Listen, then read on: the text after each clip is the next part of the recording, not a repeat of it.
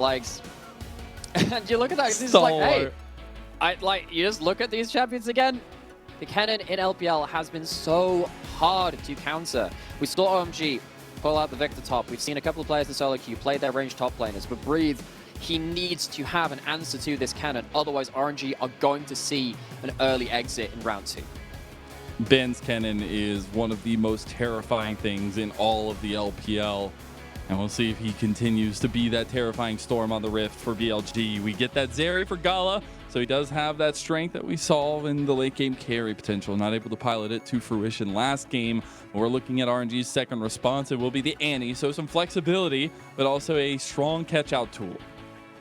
It is. So, that Annie has been held as a flex pick across multiple games now in the series. Just insta-lock, my bro. That says, look, and it's taking away the Lee Sin from the Annie, which typically we've seen them on the same team. It just threatens later into the draft that you will have a Lee Sin, Annie, point and click, crazy level 3 kill combo. BLG also going to lock in the Aphelios for Elk, who saw a great game on that in the last one. Might be Wei's chance to go onto that Viego, take that other side of the Lee Sin Viego matchup, which we're seeing cropping up more and more. Interested to see another opt-in here to give away some potential. So RNG have kind of changed their adaptations here, I guess, or not adapted. They're just going with that same tried method. They want Wei to be able to contest Shun, and they feel like that strength is going to come if they can get that contest and then buy time for Gala. But we're looking in second phase. It's going to come down to those mobile mid laners. The Galio already taken off the table by RNG. What are you ending up kind of saving your counter pick for here, though? You can see that BLG, again, they don't necessarily care about Breathe's champion pool here. They're not saying, hey, we're going to ban out something you think you've got prepared against the Kennen. Kennen, first pick, doesn't really need to soak up that many bans for it after that point. Instead, targeting Ming, who, of course, in that game 1 on his Nautilus on a hook champion did so much work. He's not going to get that Blitzcrank either in this second round. On will not get one of the choice pairings of the Thresh for the Aphelios. And we're seeing, again, maybe at this point, RNG heading towards either a power pick, support and fourth, or looking towards holding that flex of Annie to the final pick. Whenever we get more engaged supports taken off the board here, I'm really curious what this last ban's going to end up being up, because we've had all the engaged supports really taken off the board. It is the Gragas, so we still have the Rakan on the table, but I like the Gragas ban away from BLG here to take away some of that solo lane power. Well, the thing is, okay, we've got some weird stuff going on. We have some strange stuff going on. So, is this going to be Jarvan top, looking to use like that Dragon Strike to poke out the Kennen? When Jarvan was top before, that was how that was played out. Now, Jarvan has changed an awful lot over the years. It could also be Jarvan support for level 2 all-in. That is a pick which has happened a little bit before. That's not something I'd see as likely. Normally, we've seen that with Callista for the extra attack speed bonus, but that's where we're seeing this flex pick being hovered around. We're seeing something different. We're seeing a bit of that mad science coming out. I am so excited to see what happens with this last pick now. Yeah. So I will say Wei is actually known for his Jarvan as well. So I'm wondering if there's a little bit of flexibility there. I would expect Viego to go into jungle. Oh, Viego we'll see how it lanes works out. Exactly. Viego in solo lanes is so low value, though. Ever since his release, he got so many of his kit just nerfed for that. I do appreciate the Leona lock-in for BLG, though. Gives them a lot of that forward engage. They have so much spacing in team fights, even more so now with Yagao's Veigar. Okay, where are these champs going? Is it going to be a Jarvan in a solo lane or in support? Is this going to be the Annie flex between mid and support? There are a lot of random things this could go. Theorize that maybe this could be something of a lane counter to Kennen. We've seen some weird things come across in regards to that. Maybe it's just Q and E spamming, poking him down that allows Wei to get into it for a final engage. Seeing the engaged supports being hovered. So it is going to be Rakan, which I assume that means Annie, of course, is going to be going towards that mid lane. Where is this Jarvan going? It looks like it is a niche counter pick to the Kennen. We were asking about this. Actually, you know, if you're going to see a first pick Kennen with a couple of your more standard counter matchups out like the Sion, what do you have left in the pocket? It seems like it's Jarvan. I've not seen this before. We're going to have to theory craft this on the fly. Interesting stuff to pass, Mazel. I was just trying to take a look to see if Breathe has ever played the Jarvan in competitive, and I actually don't see it on his list. So first for the split, a first for Breathe, and a little bit of a change up. What we maybe... I think this will still be a Qmax build. We in support sometimes you see Emax, but this is meant to be something which chunks down the Kennen, less sustained to work with, and maybe set way up for an interesting top side 2v2 confrontation. It's going to be a lot of fun as the beauty of our skybox is shown here, and the beauty of Summoner's Rift unfolds beneath us. We have a moment of triumph maybe waiting for RNG as we have one game left for them. If they can make it through this one, they bring us to 5, but BLG looking ready and raring to go on to the next round. Okay, so very important there as well. So we have a ward put down from on into this top lane bush. Often when you have range versus melee, or I guess in this case it's kind of range versus range, what you'll want to do is kind of use your jungler as support to get a ward in this top side just to make sure you can get a little bit more bush control and not walk into someone, or allow them to kind of hop into a bush and then hop back out of it to kind of drop minion aggro at that point as well. So you're seeing the runes of the Jarvan on screen. It is airy and it is scorch. It is all about early poke and then getting some value after that point as well. You got Transcendence and you got that mana flow band for a little bit more mid-game scaling. Of course, Transcendence means that if you end up getting a kill in a team fight, you're going to get some of those extra flag drag cooldowns back off of cooldown for the Jarvan. So Breathe, very interesting pick. Have to see how this one works out. You need to see value from it in the early game though. You absolutely do, because I'm wondering how that affects team fights later on. Ben's definitely going to have the say in those. I'm really wondering in this early pathing from Wei how he's going to try to affect this top lane, or if he's going to at all, as we do see bottom side starts for both Wei and Shun. So it looks like what Ben is doing is he just used the Lightning Rush on the wave to get some damage down onto it. It looks like he wants wave control over like large poke at this point. Breathe is literally looking to get poke, but if he's not hitting the minions at the same time, he might get shoved into tower, which gives Ben a free reset, which then removes some of Jarvan's early power in this laning phase. Both these players are going to have to figure this out on the fly. And speaking about these players, this is the swap up.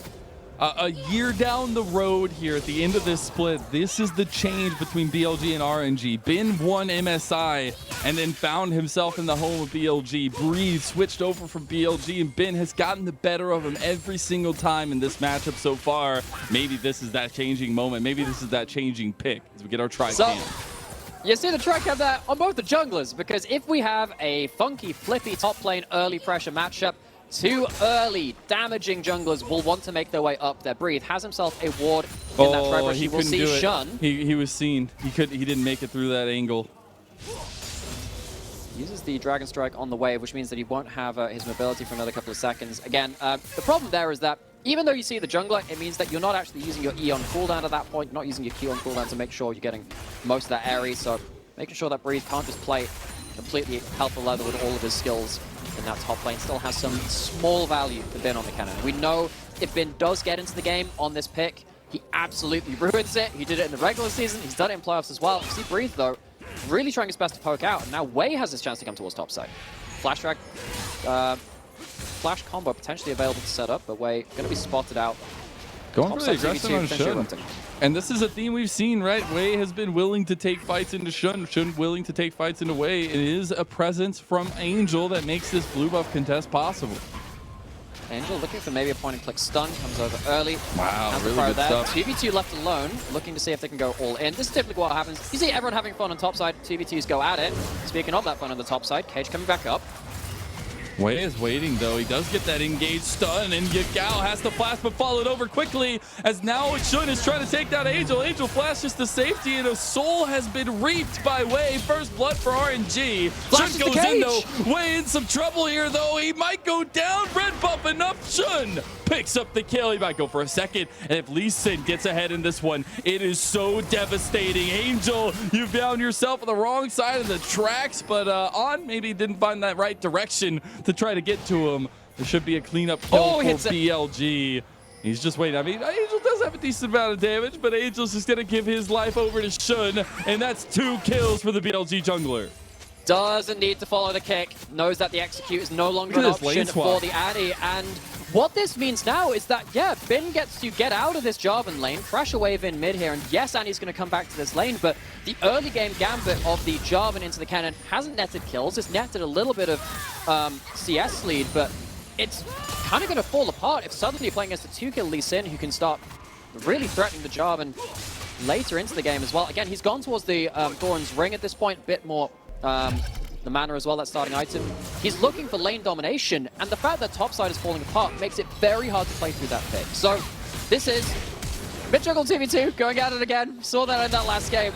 Angel maybe not quite understanding that he doesn't have to flash at that point. I think actually even if he doesn't flash, he probably dies. It's just about when he flashes.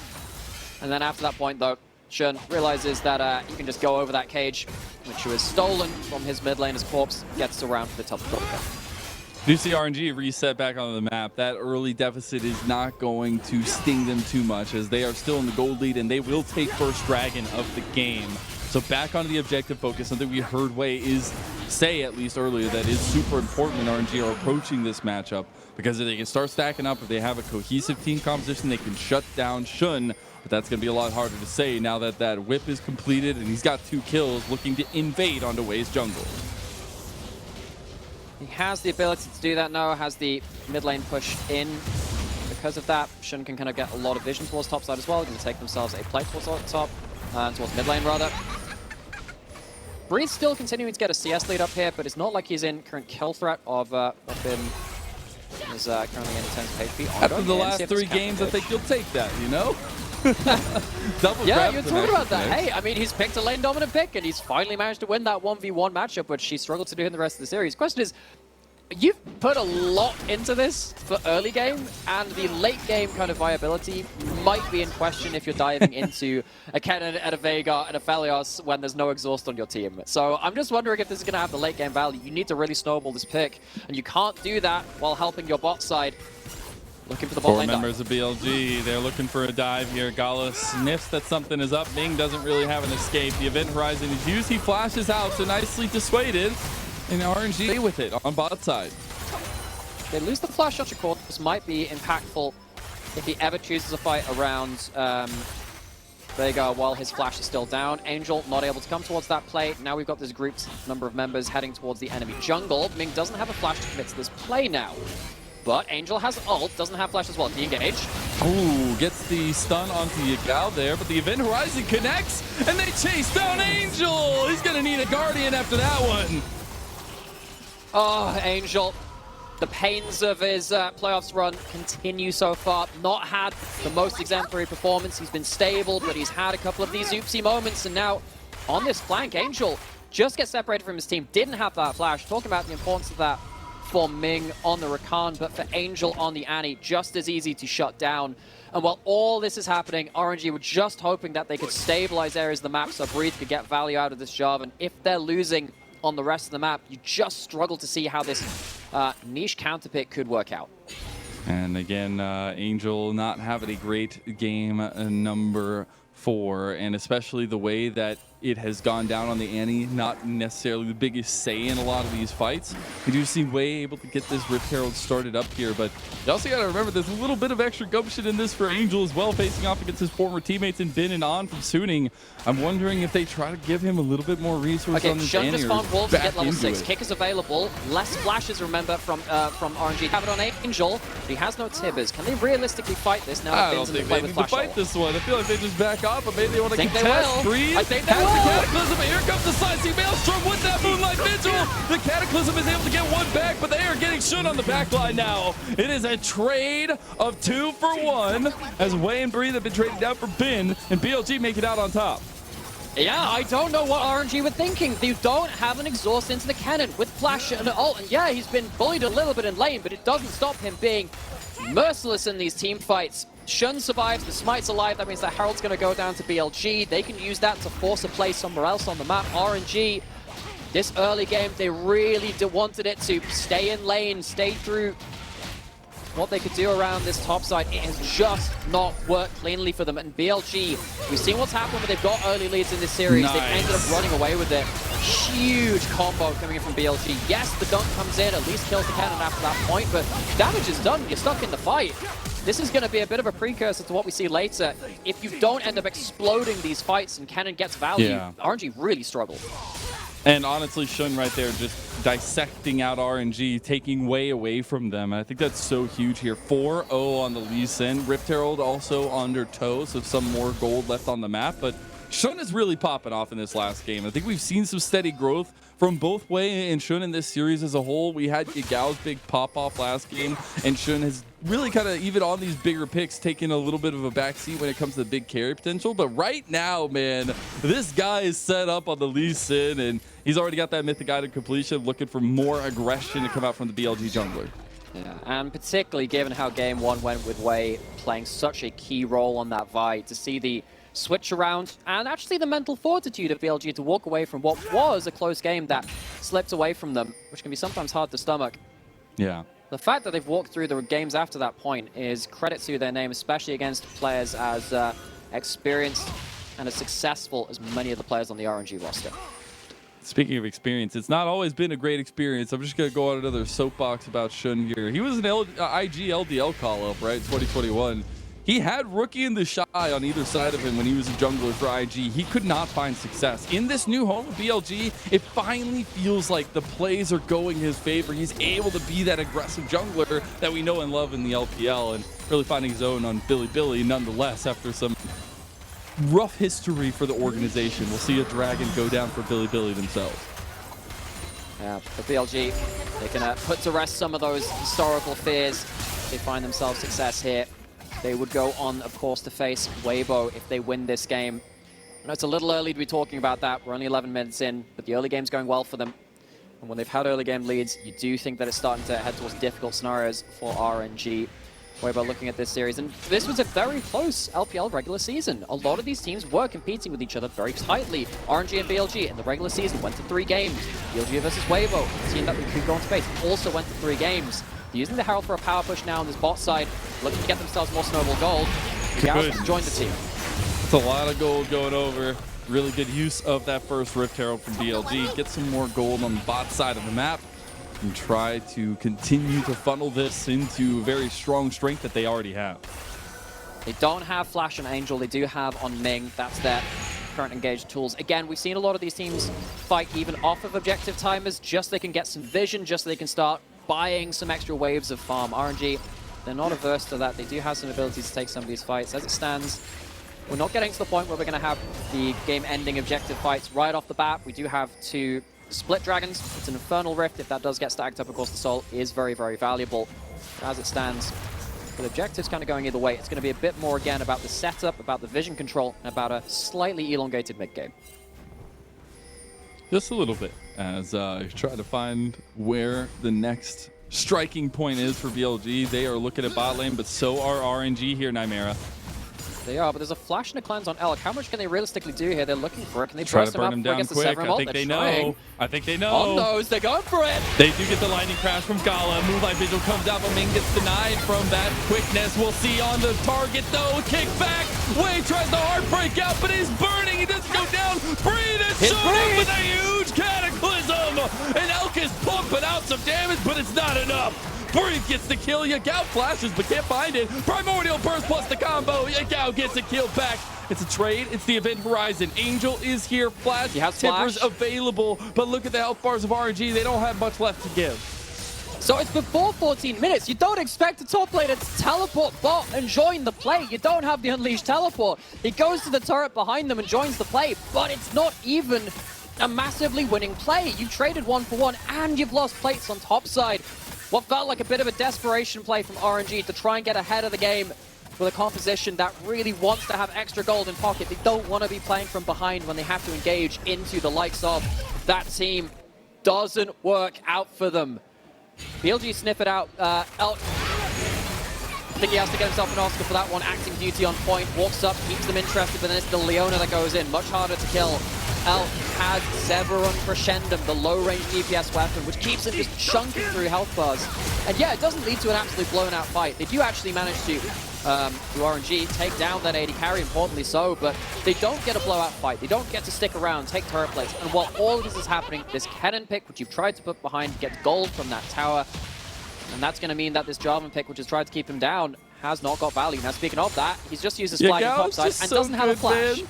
This is going to be occasion to death. Yeah, there's not much left. Cataclysm's coming back up, but there ain't going to be much left for Breathe up here. He'll be taken out, focused in the side lane as connection from the Sonic Wave. Shun gets the kill. 5th of the game for the jungler of BLG. More stacks for the Veigar, trying to flash in maybe on Elk. Does have that cleanse Elk. still. This is a The big move. Wolves He is so dead to right here. surrounding him. TP comes through. That's Angel with the flash. The cleanse comes through, but it's not enough. Elk goes down to Way, slicing Maelstrom. Big finds Gala! And there's the CC on the way. Here comes On. They get Heartbreaker down, but they'd have the damage to take out Finn. He's gone now, and now the resets are there. Way trying to stay alive, and he does. On goes down, and that's 3 consecutive kills to RNG. Much needed injection of gold to RNG. BLG, they just keep fighting. They double down, commit a teleport, a flash and an ult from a Kennen to try and clean up onto the AD carry. Yes, killing Gala is important. Not really at the cost of giving so many lives over at the other sense of it, though.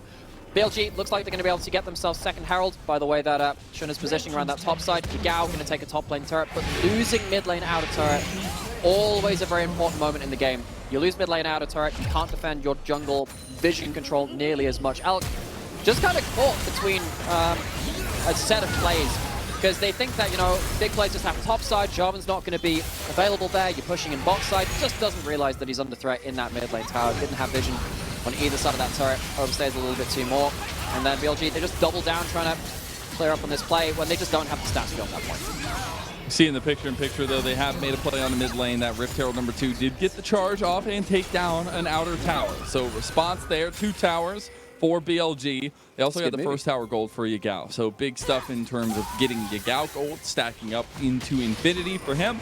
And Dragon now, speaking of stacking, for BLG. So, RNG, they can't enter this bot side of the map. And now they're staring down some stacking. Offensive stats being built up from BLG. They're taking down another turret. There really is no response to it at this point. All of these outer turrets, we just talked about how important it is to keep your mid lane tower up. It changes the vision control as soon as that tower goes down. Now imagine how difficult it is when you lose all of them in quick succession. Big amount of blue wards into the enemy jungle. You can see 2 pinks, 2 control wards very deep in, and then also some extra wards around the point. RNG, their vision control was one of their strongest points in the first game, which they won, but they're at such a disadvantage in the structures they have to fight around to help them with that vision that they just can't imagine them being able to wrestle that back easily. And I'm just thinking now, we're getting a little focus on Yagao, but man, he's going to be getting so rich here. He was already on that second item completion and way before the Seraphs does complete, right? I think he had like 320 when he first bought it. So I actually ahead of that tempo, and I'm very excited to see the next use because now you get Black Cleaver completed already, second item for Shun, and they have so much strength that is just radiating out of this duo from mid and jungle. Yeah. Now, of course, we should probably return to the Jarvan conversation. Has the gold drinker, and even though this Jarvan hasn't got as much from the lane phase, this is still a solo lane Jarvan. It's got more resources than you would get from a jungle Jarvan. Finn, not going to get pounced on by Way at this point. Doesn't have flash, has a proto belt though, and he has ult. That's normally enough to dissuade people from diving for free. Of course, you can see it just burst out. There's 4 members towards bot side.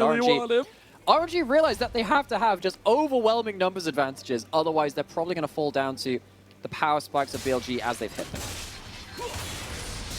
Just wanted to take out their former top laner in Bin, but he's not going to fall for those tricks, no way.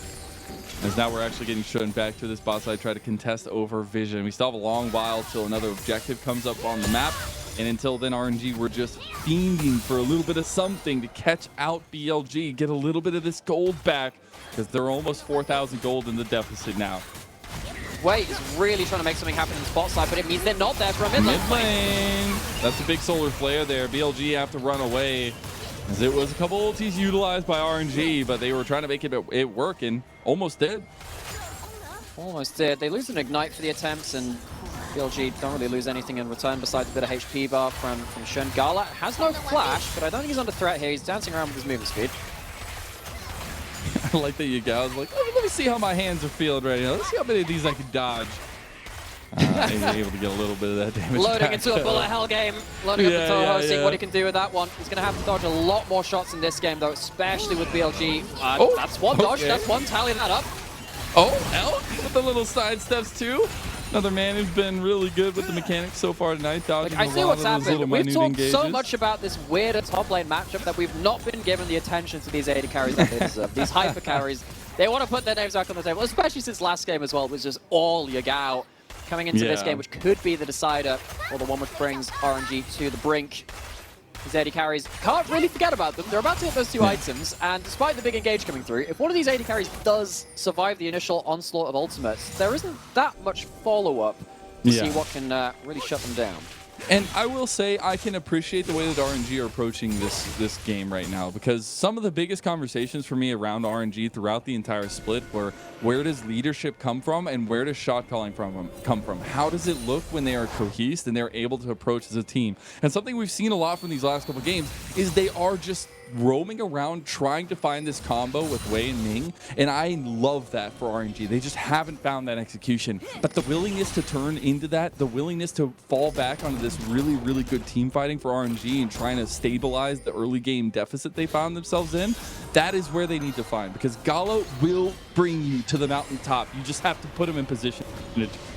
Yeah, you need to really give him a platform to work off of, though, particularly in this game when there's so many ways to reach the backline. There is no exhaust for the Kennen this time. That is always a factor you have to concern yourself with. RNG, again, trying to play the vision game as they've done the entire series, but BLG are not giving them an easy go of it. You know, maybe in years past, RNG, with their advanced kind of understanding of vision control, they would have been able to kind of run away with games like this, with series like this, when they could make picks even when they were behind. But I think that goes to show the level of how these teams across the world, but of course the LPL here most topically, kind of evolve. They learn about how to play this style of game. RNG are not alone with the way that they play this style of vision game now. Ming used to be kind of like the ruler of the world at that one, finding these odd ways to put vision into the enemy jungle alongside Wei. But BLG are just not giving them easy inroads. Not at all. We do want to check some item completions as we're getting into a dragon fight here. Would be a third dragon for BLG. Soul point for them. They're still under control ward and here. they just collapsed though, and immediately they find Shun. Gala's gone on the sideline though as Ming goes down too. Elk is popping with those chakras, and when he comes a knocking, there ain't no answering the door. He kicks that darn thing down as Wei does make it out, but that is 3 quick kills to BLG and a dragon soul point. Everyone's just on a hair trigger around that play. Wei goes towards topside, is on 0 HP. They teleport into this because if Wei dies, that's not just going to be a dragon. That could be the Baron going down as well. They're trying to catch him. If Wei dies, this could be costing them the series. This is the emergency engage from RNG. Try to get that man out alive, but they go right back in. Breed is getting chucked. Breed, I don't think you want that, bro. You don't want the smoke, but he does get one back. Kill goes to Ben, and now it's maybe a bear. They're already pigging onto it now for BLG. Wei walking forward once again. Wei very lucky to get away with his life in these scenarios. Post 20 minutes, He's got to make a miracle if you don't have here. members, you're going to lose Baron. BLG, they've taken so many victories in the last minute. They cannot afford RNG to give over the Baron. Breathe getting caught out there. You can't have that in these crucial moments, and RNG are reeling from the mistakes of this game. That will be Baron to BLG, and they don't really have anything to fight for afterwards. RNG just need to find a way out. Killer blow from BLG. Shun looking for the follow-up fight going on to Ming. Nice flash kick into Yumi to spell the doom. RNG, they've got to fight back. The haymaker might have just struck. Definitely landed. It's a crack across the jaw. They're bloodied. They're beaten in this game. Trying to hold on to the vestiges of their outer turrets outside of their base. The inner one in mid lane falling down. Baron buff just picked up. Breathe. Luckily coming back up onto the rift at this point to hold one of the side lanes. BLG, they don't even feel they need to reset. They're going straight onto the map using the waves. Oh my god, they're going to catch Breathe out again. This Jarvan pick does nothing in the moment. And there's nothing left for RNG to hold on to. One by one, the dominoes fall. And what would be the kings of spring and RNG have just been dethroned, it feels like. There is not much left for RNG to hold on to in this game, Nymaera. It's just the straw which breaks the back of RNG. Around that dragon fight, they try and make a snap engage. They're slammed back with full force against that gold lead. Just exploded out of control. In a 3v5, they've got to hold on to their base. Try and get that last sensor wave clearing. BLG get that second inhib here, and RNG's base is destroyed. Top lane focus now from Bin, but BLG have done lasting damage against an organization who feels like they have known nothing but success, and success is no longer in their doorstep unless they can find a miracle here in this game. Trying to find maybe Ben out on the wrong side of the map. He has no teammates near him. Breathe, extended engage range, but Not enough to catch out Bin. Bin, slippery as ever, successful as ever. For the one time he has a losing matchup, he's still finding value. Flashes forward with his ultimate. This Kennen in the LPL, cannot stress this enough, has been a meta-defining, a meta-changing top lane pick. These top laners, they've had to try and dig deep into their champion pools to find an answer to it. This Jarvan, though, it worked in the first few levels, but it has completely fallen flat outside of that. There was not much in that 1v1, and now you got 3 items completed. A Magi's again for Yagao, but more importantly, it's that IE for Elk. It's that Bloodthirster as well. Very strong damage comp now for BLG, and they're pushing in the last lane that has any structures left here for RNG. So it's going to be Yagao once again on the Veigar like we saw earlier in the series, staying alone in the 1-4. They're sticking to 2 lanes this time. They don't want a 1-3-1, don't have the same degree of safety. RNG, they sent Angel to the bot side. He has teleport, he has flash, he has ult. There are ways which he can impact this game. And there is a ward fairly deep behind BLG, but I don't know if this is the time to fight. They've got to fight at some point, but this situation is difficult. They're pinging out wards, but I just don't see the angle for them. You got to find an angle in some way. That isn't a very quickly third Angel's item completed for Gala. This is it. This is the game-breaking play. This is RNG trying to make something happen. Gala preemptively hits it. Elk is in trouble. Elk is gone. But look at the back line. It's everybody else. You got to focus. And Ben, he shuts the door straight on RNG's face and says, "Who are you? Breathe!" As a triple kill for Sun and a domineering victory in the team fight for BLG. They will stake away the sins of last summer. They will stop the hate and they will move themselves to round 3 of the LPL Spring Playoffs, destroying, dismantling Royal Never Give Up. Last year, BLG promised a dream they couldn't deliver. In 2023, the dream is alive. It's kicking down the door of round 3, where they wait for a date with Weibo Gaming. Huge date it will be, but right now, bask in the glory that was BLG's first representation in our spring playoffs. They brought in Tabe, they brought in all the secret sauce here in this series, and they used it well. Game 1 was a wake-up call, and boy, when they woke up, they were a roaring beast. This was a matchup which I think a lot of people could have voted either way. The weight of history has always been on RNG's side. How can it not be for an organization as successful, especially in spring, as this organization?